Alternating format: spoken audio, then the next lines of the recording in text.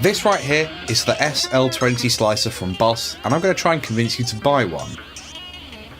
As you heard in the intro, it's got this cool, slicey, rhythmic effect that would be ideal for proggy rock metal bands, industrial bands, equally at home in pop, rock, jazz, fusion, funk, anything really, as long as you put your mind to it. So first off, I'm going to take you through the ins and outs, the plugs on the back, the buttons on the front, and what they all do. Then I'll demonstrate some of the various presets, and finish by playing around with the looping function. But first off, let's examine my signal chain so you know how I'm making these sounds in the first place. And bear in mind, I am talking about this in relation to guitar, but it does some really cool stuff with synths and pads and stuff like that. But this is a guitar channel, guitar. So I start off with a guitar, and that goes into my Line 6 pod, which is where all my digital amps and effects live. And that goes into the SL-20, which we're talking about today. That then goes into my recording apparatus and into YouTube and then into your ears. So let's look at this back panel. This is where your apparently Boss only PSA adapter goes in. You can use batteries in the underneath. I don't, because I can't afford batteries. So the inputs, you can have either one for a mono channel as you would do live, or left and right stereo inputs, which I'm doing because I can. And then likewise you've got either mono or stereo outputs. You can also have a MIDI in for tempo, because this is a rhythmic effect. If you're playing with a drummer or a drum machine or anything else, you want to be in time with what they're doing. So this allows you to do that either with a metronome, a clock, or a drum machine. You get the option for an expression pedal as well, and you can assign the expression pedal to affect any of the parameters on here. I use it to affect the effect level, so you can kind of fade in the effect very gradually. So, front panel. This left foot switch here is on and off. I hope that's pretty self-explanatory. You can swap between latch and momentary modes by using this pedal mode button right here. So latch mode, that it's on now, just means you hit the button and the effect is on. So this is the effect now. And you hit the button and there's no effect, just guitar. Momentary means that it's only on while your foot's on the button, which will certainly have its applications. And the green button here just indicates whether the effect is on or off. The right one is your tap tempo. So if you're not in sync via MIDI, you can hit that at whatever speed your drummer's going and it will change it to that tempo. And this big flashy button thing, you can also turn to affect the tempo. So if I go anti-clockwise, that's slowed right down, as you can see. And if I go clockwise a lot, that's really quite fast. So this counts in 4/4 time. The red one is the 1, and the green ones are the 2, 3, 4. Effect level is the level of the effect that you hear, and direct level is the unaffected guitar that's mixed in. So if you put this to full and the effect level to off, you're just going to get your guitar as it is, and there's no point in owning this pedal. If you do it the other way, you're only going to get the effect and none of the original guitar level, so you can have quite a nice blend there. Let me demonstrate that. So the effect is certainly audible. I would usually go for something like this.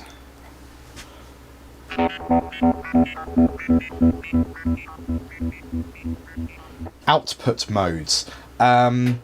This determines where things go in the stereo field. So if I press this a lot, you go to mono, you're going to get the same thing happen in the left and right channels.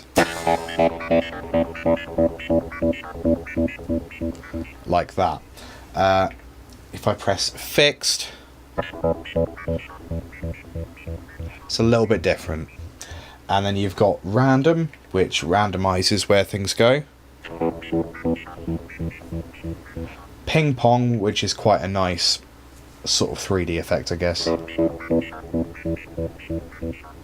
That can really confuse people. Auto, I don't know what that really does. I guess that just pounds a bit. And then you've got these two 3D effects.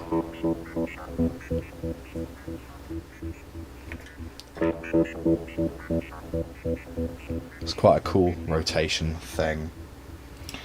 So let's go back to fixed stereo. Attack here is how soft or harsh the slice is. So if you get it to 0 over here, it's quite this nice fadey in-y sort of sound.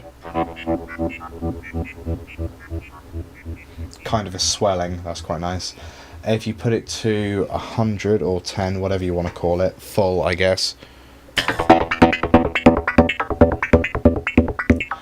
that's quite a crazy full-on thing. If you put it to 50, you get a blend, which is quite satisfying actually. And Boss do this awesome thing where there's a little nodule at around about the 50%, so if you just want to keep it there, it'll live there and not get nudged around. Duty is the size of the slice. I don't know why duty, that seems an odd one.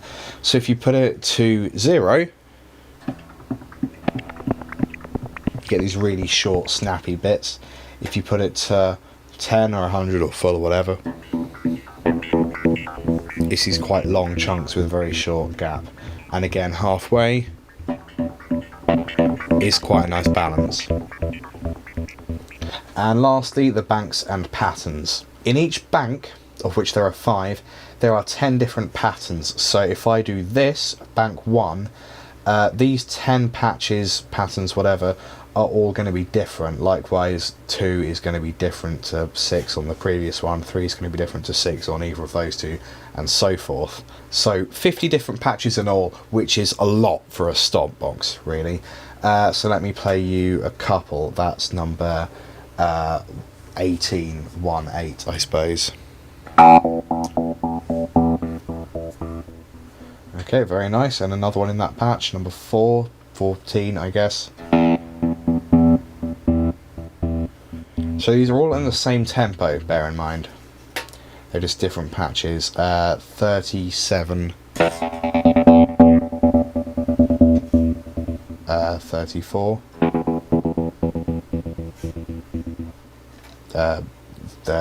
40. That's cool. And the last two here, 4 and 5 banks, are my favourite. They do harmonic stuff. So octaves above and octaves below. There's a friggin' octave in here as well. How cool is that? So 46. Simple but awesome. 43. It's quite cool. And bank 5. That's nice, quite slow. Quite fast.